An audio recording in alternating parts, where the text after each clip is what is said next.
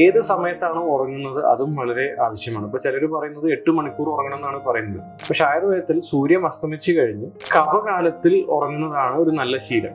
അപ്പൊ നല്ല സമയത്ത് ഉറങ്ങാൻ പോകുന്നതും രാവിലെ നല്ല ഫ്രഷ് ആയിട്ട് ഇരിക്കുന്നതും അതൊരു നല്ല ആൾക്കാരുടെ ഒരു നല്ല ഹോർമോൺസും നല്ല വൈറ്റാലിറ്റിയും നല്ല ഇമ്മ്യൂണിറ്റിയും ഉള്ള ആൾക്കാരാണ് അത് പറ്റുക.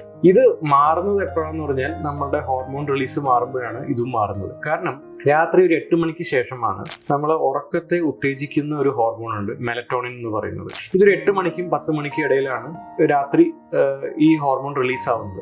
ഇത് റിലീസ് ആവുമ്പോഴാണ് നമ്മൾ കോട്ടുവായ വിടുന്നത്, നമുക്കൊരു ഉറക്കം വരുന്ന ഒരു സമയം.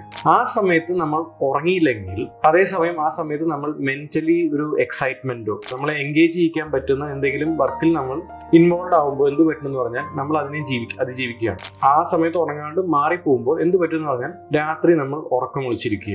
പിന്നെ ഉറങ്ങാൻ കുറച്ചും കൂടി ബുദ്ധിമുട്ടും.